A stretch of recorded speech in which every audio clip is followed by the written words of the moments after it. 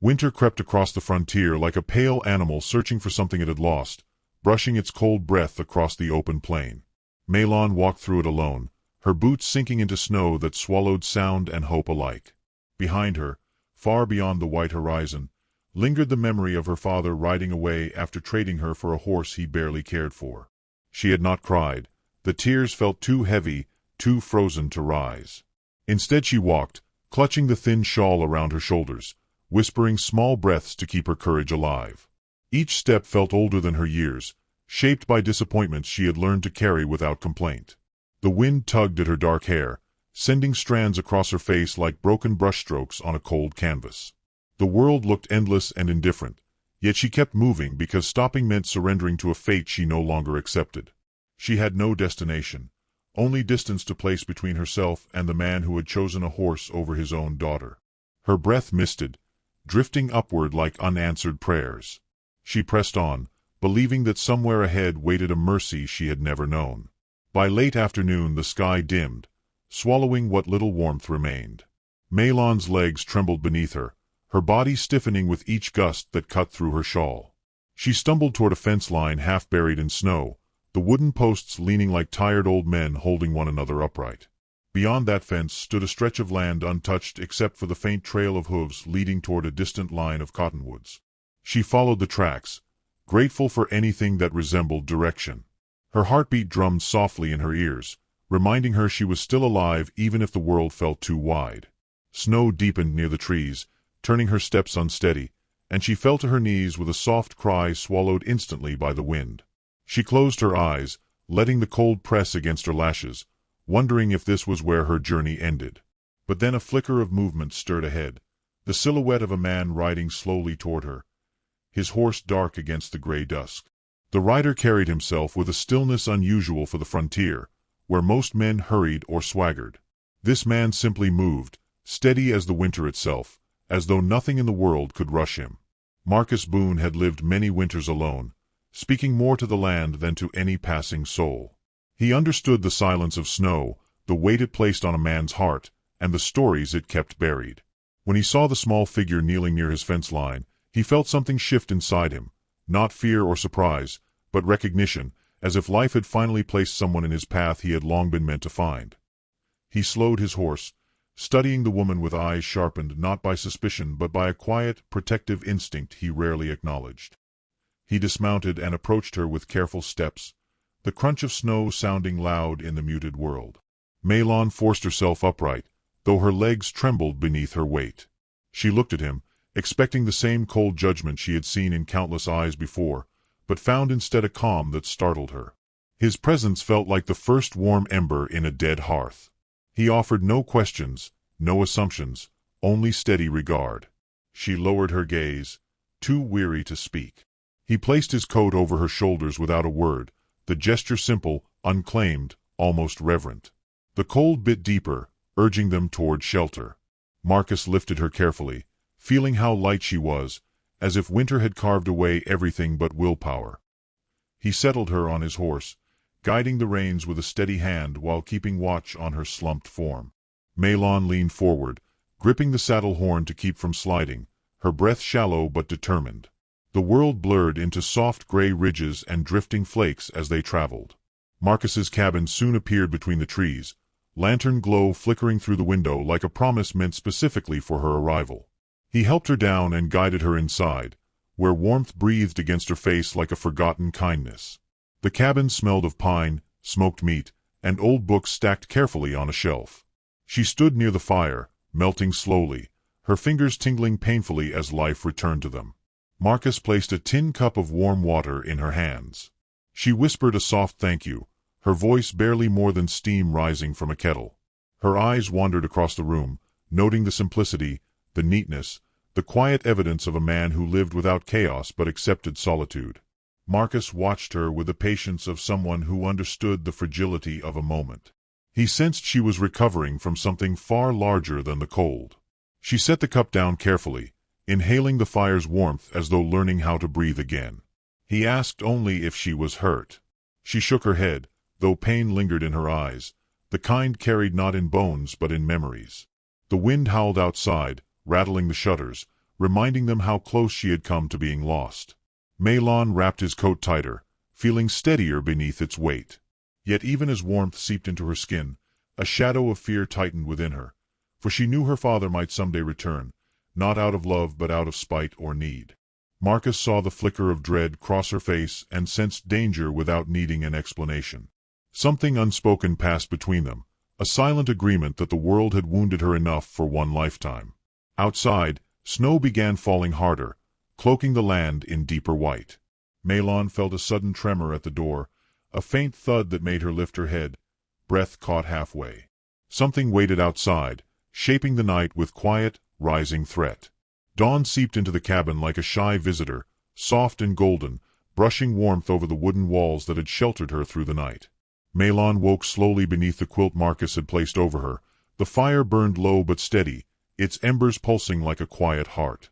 For a moment she lay still, listening to the rhythm of the rancher's footsteps just outside the door. He moved with a kind of deliberate calm, each sound measured, never sharp or startling. She rose shakily, drawing his coat tighter around her shoulders, letting its weight remind her she had survived another night. Outside, Marcus chopped firewood with slow, practiced motions, his breath rising in small clouds. He felt her gaze before he saw her, turning slightly without surprise. Mahlon hesitated in the doorway, unsure if she should thank him or simply disappear. She had been taught that gratitude made one vulnerable, yet leaving without it felt like another wound carved into a life already marked.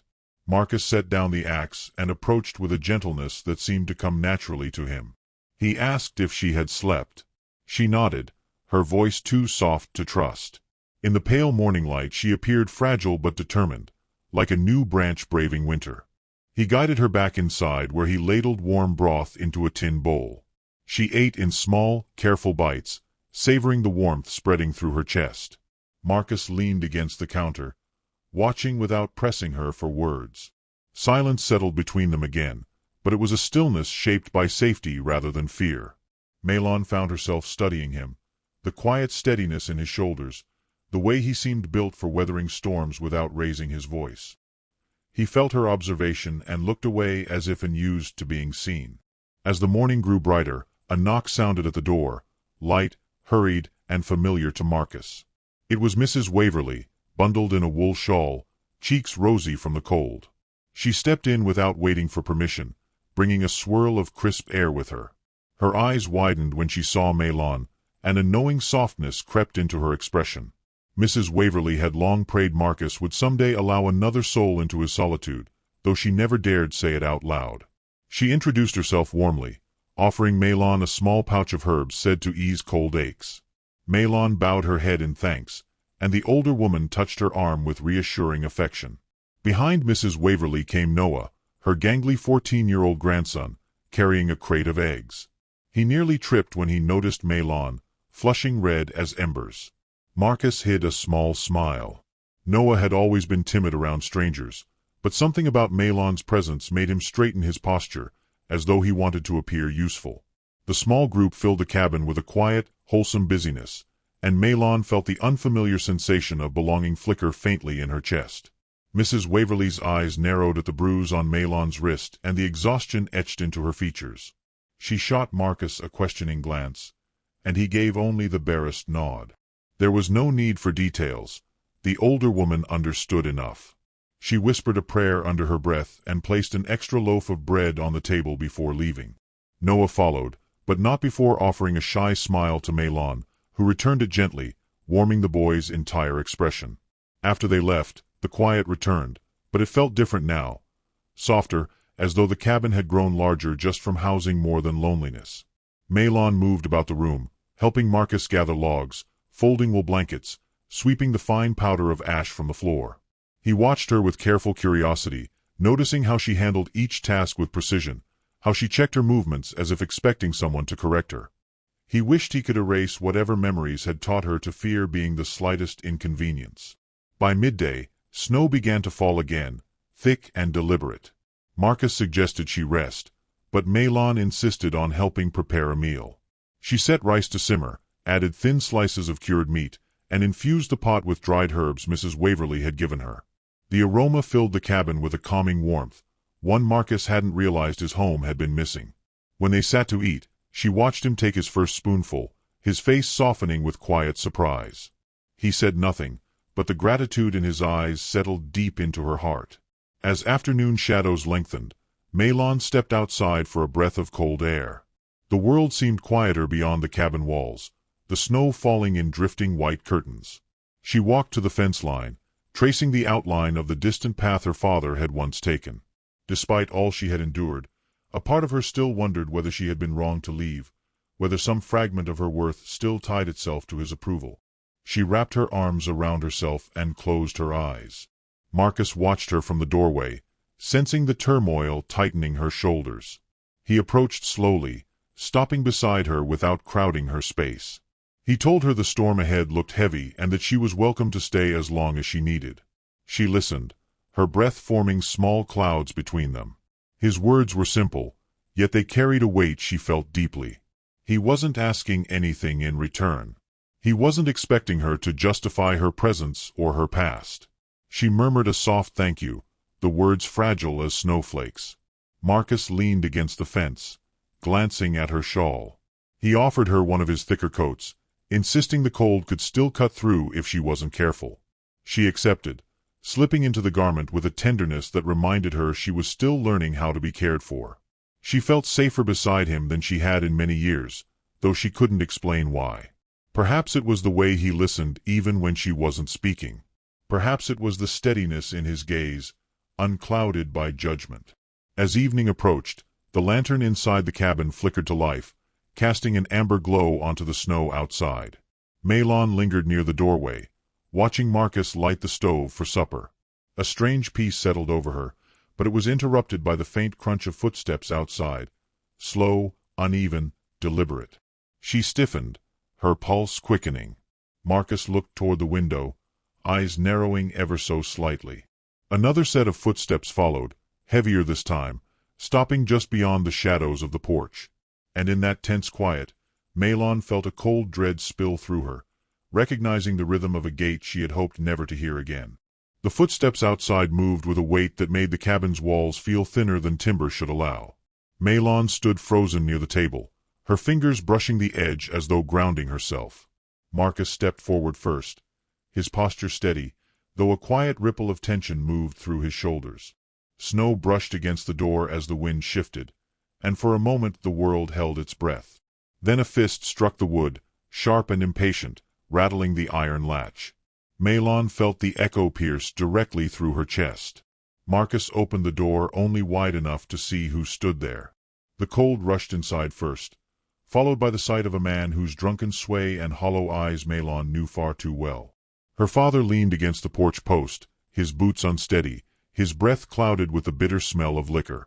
He looked older than she remembered, not in years but in failures, as if every bad decision had carved another line across his face. His gaze slid past Marcus and locked onto her, and something inside her curled tightly, remembering all the days she had tried to earn a kindness that never came. He demanded she step outside, his voice rising with a practiced confidence of someone accustomed to obedience. But Maylon did not move. Marcus shifted subtly, placing himself between them, not threatening, simply refusing to allow the cold or the man to reach her.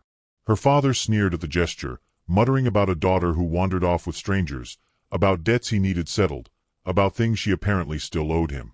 Each word struck her like a familiar blow she no longer had the strength to swallow. Marcus asked him calmly what business he believed he had here. The question seemed to ignite something volatile in the older man. He shouted that Maylon belonged to him, that she had no right to choose where she stayed, that he had traded her but could trade her again if he wished. Maylon lowered her eyes, ashamed not of herself but of how openly he exposed her wounds. She wondered if Marcus regretted bringing her inside, offering warmth to someone who carried a trail of sorrow behind her like falling snow. But Marcus spoke then, his tone low, quiet enough that the words carried more weight than any shout. He told the man no one belonged to him, least of all the woman standing inside trying to rebuild something of herself. He said Maylon was safe here and would remain safe as long as she wished. Her father cursed, calling her ungrateful, insisting she return home, insisting she repay what he imagined was owed. Maylon lifted her head slightly, realizing she had been bracing for Marcus to step back or hesitate. But he did not. Something in her father's expression shifted then, from anger to calculation. He leaned closer to Marcus, his voice dropping into a slurred threat. He said he would return with men who would drag her back whether Marcus approved or not. He staggered down the steps, slipping in the snow, but still pointed a shaking hand toward the cabin as if marking it for trouble. Marcus watched him disappear into the trees, his jaw tightening not with fear but with a weary awareness of what was coming. Inside, the fire crackled softly, filling the silence her father left behind. Maylon stood near the hearth, trembling from something deeper than cold. She whispered that she should leave, that she didn't want to bring danger to his doorstep. Marcus shook his head gently, saying she was not the cause of another man's cruelty. She struggled to accept the kindness, unable to understand why anyone would stand between her and harm without expecting something in return. She had spent her life trying to earn scraps of affection. Marcus offered protection without asking for anything from her but truth. He poured her warm water and urged her to sit, but she remained standing, swaying slightly as words circled in her chest, searching for courage. She finally admitted that she feared her father more now in his desperation than she ever had in her childhood. Marcus listened without interrupting, his presence steady, letting her speak until the trembling eased from her hands. When she finished, he stepped closer, not touching her but surrounding her with a quiet certainty. He told her he would not let anyone take her from the safety she had fought so hard to find. Maylon felt a strange warmth bloom in her ribs at those words, a warmth she had not known could exist outside stories whispered by mothers to comfort frightened children. She wanted to believe him, wanted to let that warmth root itself deeper, but fear still lingered like a cold shadow. Marcus seemed to sense this and softened his voice further, telling her that she could choose what happened next. Choice for her felt like an impossible luxury, a fragile thing she had never been allowed to hold. That evening, as dusk settled over the frozen land, the cabin glowed with the faint light of lanterns. Maylon helped prepare supper, her movements slow but purposeful. Marcus worked beside her, handing ingredients without needing instructions, as though they had prepared meals together for years. The simplicity of the moment felt almost sacred, each gesture quiet yet full of meaning. She felt herself becoming braver in the warmth of the small kitchen, as if safety itself was teaching her how to stand without shrinking. But just as the quiet filled her enough to breathe easier, a distant sound drifted through the night, a crunch of many boots on hardened snow, coming from the direction her father had taken. Marcus's expression stilled, his eyes narrowing slightly. Maylon turned toward the window, her breath stopping halfway, for she knew that rhythm too well. This time her father would not be alone. Night pressed close to the cabin, deep and heavy, carrying with it the unmistakable rhythm of approaching boots. Maylon felt her heartbeat thrum against her ribs, echoing the footsteps that grew louder with each breath she took. Marcus stepped away from the stove and moved toward the window, drawing the curtain aside just enough to see the silhouettes forming at the edge of the clearing.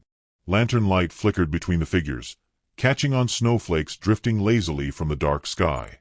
There were more men than she had expected, more than her father should have been able to gather on such short notice. Fear slid icy and sharp along her spine. Marcus exhaled quietly, the sound deliberate, calm, meant to steady her even before he spoke. He told her not to panic, that the cabin was solid, and that the men outside were not nearly as brave as they wished to appear. She knew he was trying to reassure her, but she could see the tension in his shoulders, the way his jaw tightened.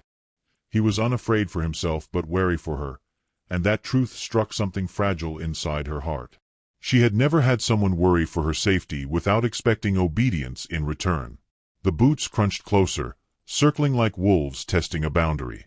Maylon stepped backward instinctively, retreating until her back touched the wall. Marcus turned and lowered himself to her height, his voice quiet and steady as winter earth. He told her she could stay behind him, that she didn't need to face them unless she wished to. She nodded, though her breath shook. She couldn't remember the last time someone had given her a choice instead of a command. A fist pounded on the door, louder and more insistent than her father's earlier knock. Snow shifted off the roof from the vibration, falling like slow-motion ash outside the window. Marcus opened the door only a fraction this time, refusing them entrance. The men stood in a loose formation, forming a semicircle lit by lantern glow. Her father stood in the middle, swaying slightly but fueled by confidence borrowed from the men around him. He announced he had come to retrieve what was his words slurred yet sharpened by a sense of entitlement. Mahlon winced at the familiar tone. Marcus spoke evenly, telling them that Mahlon was not property and that no man would cross the threshold without her willing it. One of the men stepped forward, larger than the others, his breath steaming in the cold. He claimed they'd drag her out themselves if she didn't come willingly. Marcus didn't raise his voice, didn't flinch. Instead, he adjusted his posture, positioning himself so the door blocked their view of Mahlon entirely. She watched from the shadows, her chest tightening with equal parts fear and awe. Her father shouted again, demanding she show herself. Mahlon's knees weakened. Her life had been shaped by that voice, by its harshness, by its ability to shrink her into someone who existed only to serve. She closed her eyes, remembering the horse he'd chosen over her, the way he hadn't looked back. Opening her eyes again, she found Marcus watching her. His expression wasn't pity. It was something steadier, something that quietly insisted she didn't have to bow to cruelty ever again.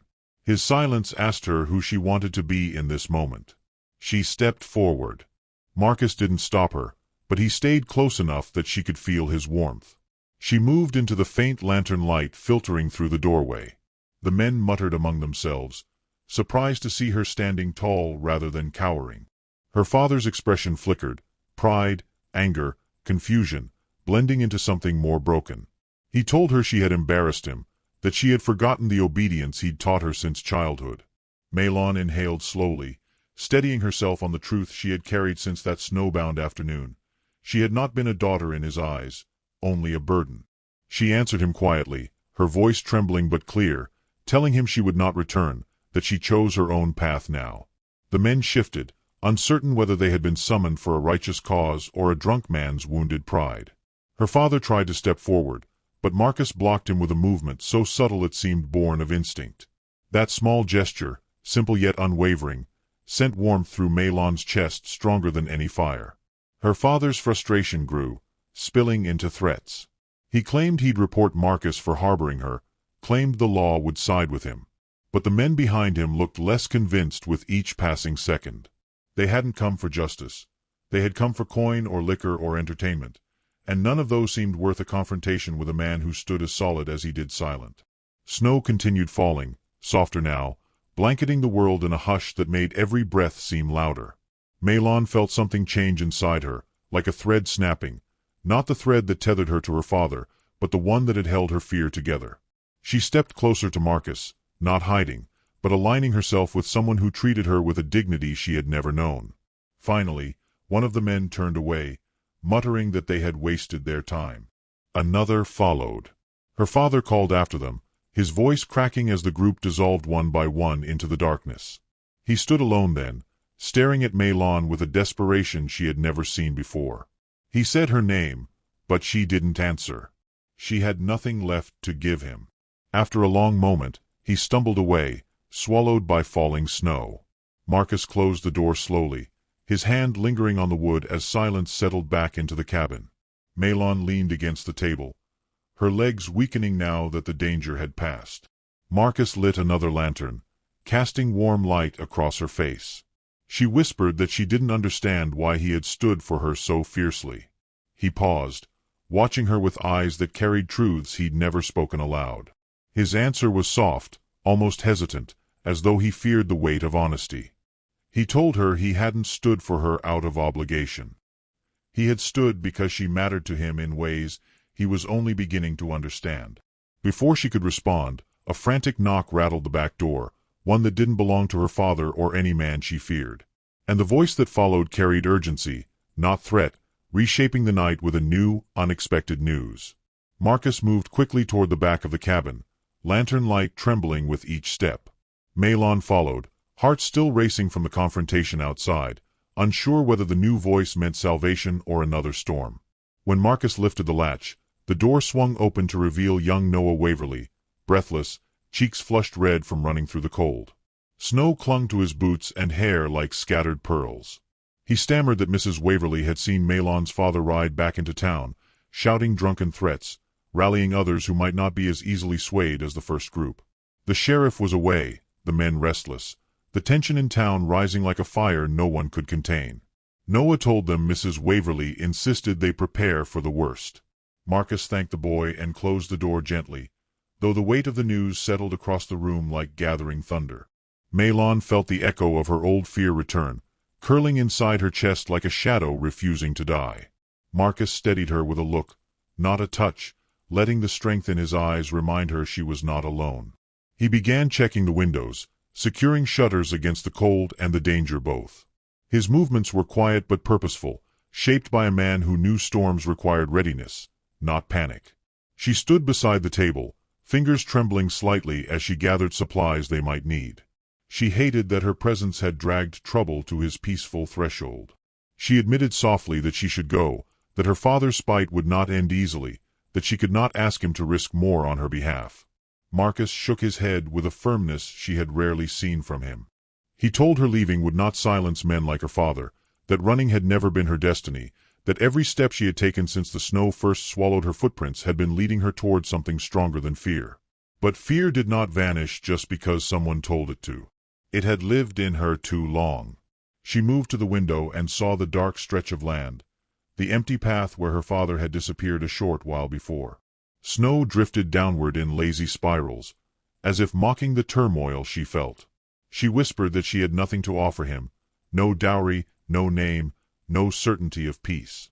Marcus stood behind her, his presence a warm gravity she felt even without turning. He told her he didn't need anything from her except truth. She asked him what truth he wanted, and he answered softly that he wanted to know whether she wished to stay because she felt safe or because she felt indebted. The question unsettled her, not because it was harsh but because it was honest. She had never been asked what she wanted. She turned to face him, tears filling her eyes as the truth struggled to form words. She wished to stay because here, for the first time in her life, she felt seen rather than used. She felt like a human being rather than a burden to be traded. She felt her voice was not just sound but meaning. Marcus listened with a stillness that made her knees weak. He nodded, and something warm moved across his expression, something fragile yet certain. A sudden rumble of hooves shattered the moment. Marcus reached for his rifle, though he held it not with aggression but preparedness. Mahlon stepped back from the window, her breath short and sharp. Lantern light flickered against the walls as shadows of several riders appeared beyond the clearing. Her father had returned, and this time he had not come with hesitant men. These men rode with purpose, with a hunger for conflict, with the arrogance of those who believed the law would never find them accountable. Marcus motioned her away from the windows, telling her to stay low. She did, but she refused to hide fully. Not anymore. Her father shouted her name from outside, demanding she come out like a child summoned from chores. She felt her spine stiffen, not with fear but with clarity. Something inside her had shifted during the last few days in this cabin, during the warmth of meals shared and silences understood. She was no longer the girl who walked alone through snow believing she deserved abandonment. Marcus placed himself between her and the door, but she touched his arm lightly and whispered that she needed to stand with him, not behind him. He looked at her, searching for hesitation, but found none. He opened the door. The cold burst inward, carrying with it the bitter scent of horses and unwashed men. Lanterns cast slashing lines of yellow across the snow. Her father sat atop his horse, posture unsteady yet fueled by fury. He accused Marcus of stealing his daughter, of poisoning her mind, of dishonoring their family. Mahlon stepped forward, and the men quieted, surprised to see her standing tall beside the rancher they expected to face alone. Her father demanded she return home. She answered that she had no home with him, that he had sold her, abandoned her, traded her humanity for a creature he couldn't even ride properly. Her father lunged from his saddle, but the horse jerked away from his clumsy motion. The men murmured, uncertain. Marcus stepped between them, calm but unyielding. He told her father that she was free, that no law, no man, and no shame could undo that. Her father attempted to strike him. Marcus blocked the blow, not with violence but with steady strength that embarrassed the older man more than pain would have. Her father stumbled backward, slipping on ice, falling to one knee before the men he had hoped to impress. Silence cracked open the night. Mahlon walked toward him, each step slow, deliberate. She told him he no longer held power over her, not in body, not in name, not in fear. She told him she forgave him, not for his sake, but so she could finally breathe. The words stunned him. For a moment he simply stared, seeing not the obedient daughter he remembered but a woman shaped by courage he had never fostered. His anger collapsed into something hollow. He stood, swayed, then withdrew without another word. His men followed him, one by one, leaving the night strangely tender in their absence. Marcus closed the door softly, and in the quiet that followed, Mahlon felt her knees give way. He caught her, holding her gently, his breath mixing with hers in warm, trembling exhales. She told him she didn't know what came next. He answered that she didn't need to, not tonight. She asked him if he meant what he said earlier, that she mattered to him. Marcus brushed a strand of hair from her face, his voice barely above a whisper as he told her she mattered more than any winter storm he had ever weathered. Outside, snow began to fall again, soft as blessings. Mahlon lifted her face, courage blooming again, and whispered that she wished to stay, not as a guest, not as a burden, but as someone choosing a life beside him. Marcus closed the small distance between them, resting his forehead to hers, his voice a quiet promise shaped by hope.